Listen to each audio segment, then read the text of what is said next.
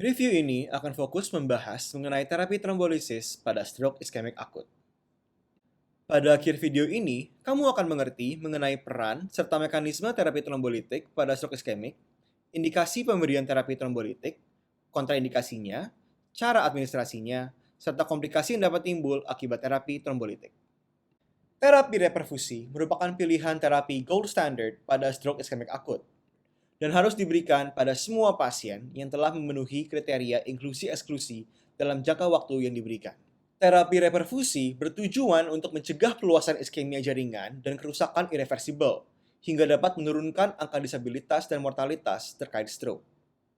Dua pilihan efektif untuk terapi reperfusi terdiri dari trombolisis intravena dan trombektomi mekanik.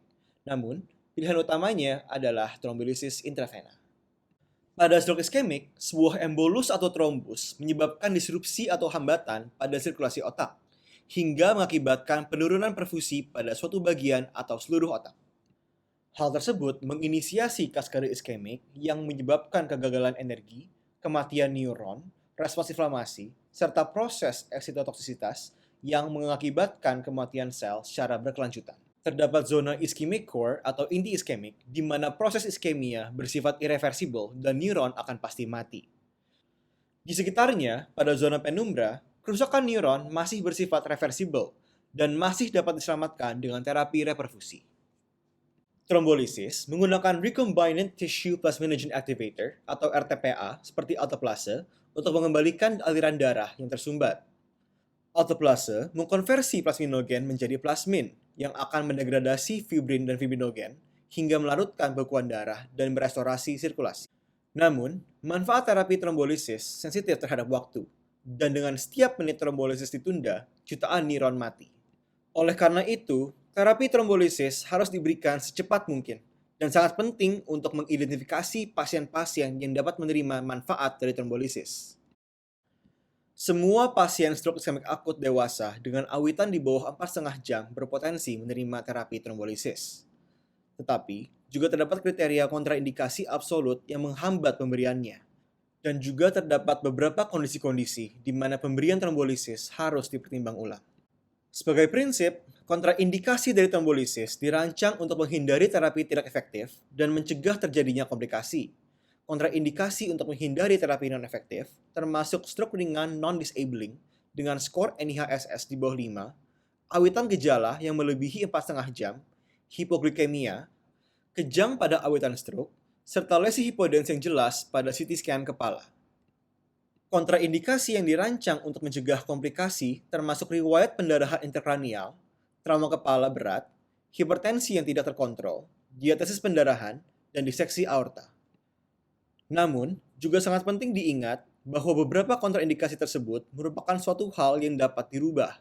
Hipoglikemia di bawah 50 mg per desiliter dan hipertensi dengan tekanan darah melebihi 185 per 110 mm air raksa dapat dikoreksi sebelum alteplase diberikan.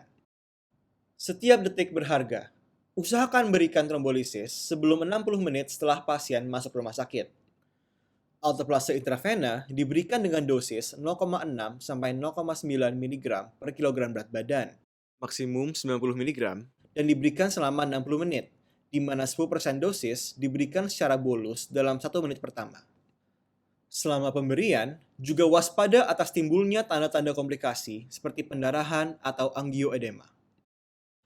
Dalam 24 jam pertama setelah pemberian RTPA, terdapat beberapa hal yang harus diperhatikan. Pertama, antiplatelet dan antikoagulan harus dihindari. Monitor tekanan darah dan status neurologis pasien secara ketat berkala.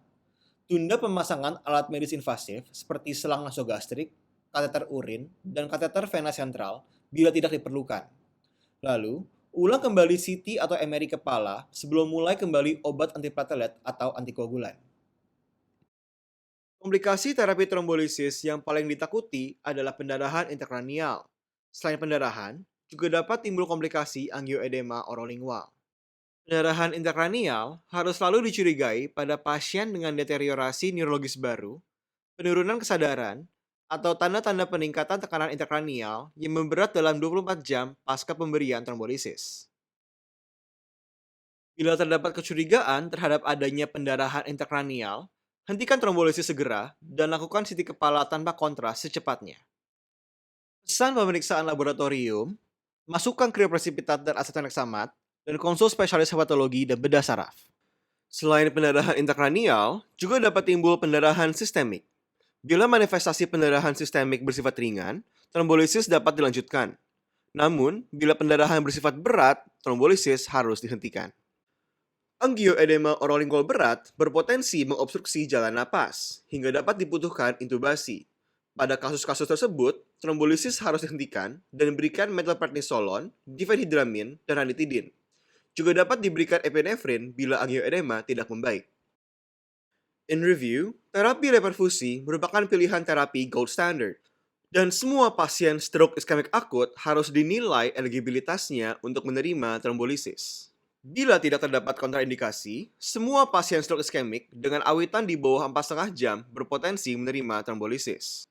Kontraindikasi trombolisis dirancang untuk menghindari terapi tidak efektif, seperti pada kasus stroke ringan dan awitan melebihi 4,5 jam, serta mencegah komplikasi seperti pada pasien dengan riwayat pendarahan intrakranial atau diatesis pendarahan. Alteplase intravena diberikan dengan dosis 0,9 mg per kilogram berat badan dengan dosis maksimal 90 mg. Dalam 24 jam pertama pasca pemberian, hindari pengencer darah, monitor pasien secara ketat, dan bila tidak dibutuhkan, tunda pemasangan alat-alat medis invasif. Dan akhirnya, komplikasi yang paling ditakutkan dari trombolisis adalah pendarahan intrakranial. Juga dapat terjadi pendarahan sistemik dan angioedema. Pada kasus-kasus tersebut, trombolisis mungkin harus dihentikan. Terima kasih sudah menonton video ini. Klik di sini untuk menonton video kami lainnya. Dan jangan lupa untuk like, share video ini ke teman-teman kalian, dan juga subscribe ke akun Study Sito.